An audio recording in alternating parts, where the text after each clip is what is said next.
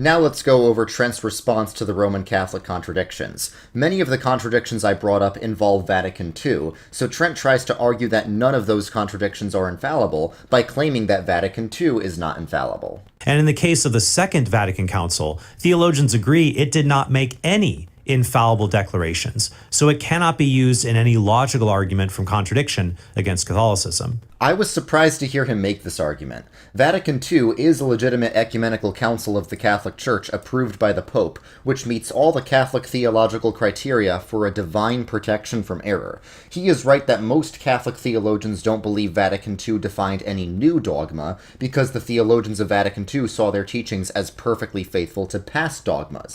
Trent Horn said Vatican II is not infallible. Is that correct? Okay, so Right.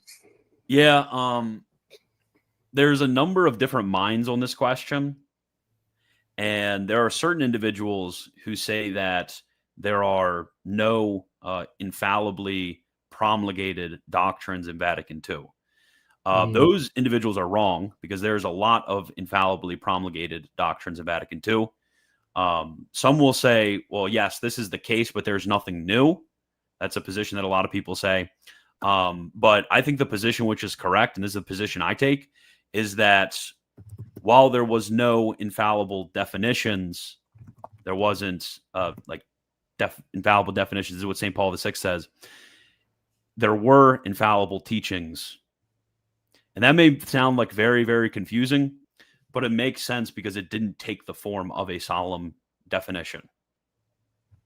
This is like really weird, and it's hard to explain, but the same thing goes for papal encyclicals as well. I think, Hassan, you've probably read Fenton's article on papal encyclicals. If this doesn't make sense to you, then probably reading Fenton, Joseph Clifford Fenton, his article on papal encyclicals makes a lot of sense out of this. But basically, when you have an exercise of a magisterium that is universal, teaching that something is of divine revelation, and everybody is holding that it is of faith, right? Even when it is not done with the solemnity of a definition, this is supposing that it is infallibly taught for the entire Christian people. So this happens oftentimes in papal encyclicals, where it's not done in the form of a definition, but it is something which is of like it's a weird way of putting it, but like of an ordinary and universal magisterium of the papacy that is non-definitive, but it is infallible. So there's like kind of a correlative with the way in which the bishops with and under Peter work outside of inside an ecumenical council. There's like a similar weird thing that works like inside and outside of a dogmatic definition. Does this explanation make sense at all, Hassan? Yeah. Yes. So also it's to clarify this question as well. The question of whether, if you're asking, is X ecumenical council infallible or not? It's like asking, is X Pope infallible or not? You have to ask the question, okay, what are they saying? There's a lot of stuff that popes say, and there's a lot of stuff that ecumenical councils say that are not infallibly taught. Like there are explanations which are present. There's certain times in which the ecumenical council or a pope don't use the plenitude of their power.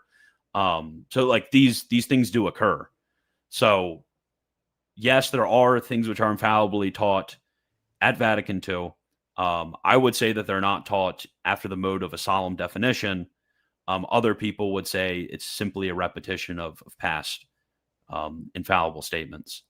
But I would say that there actually are new infallible statements that are taught. Are you of the same mind, Hassan? Yes. Okay.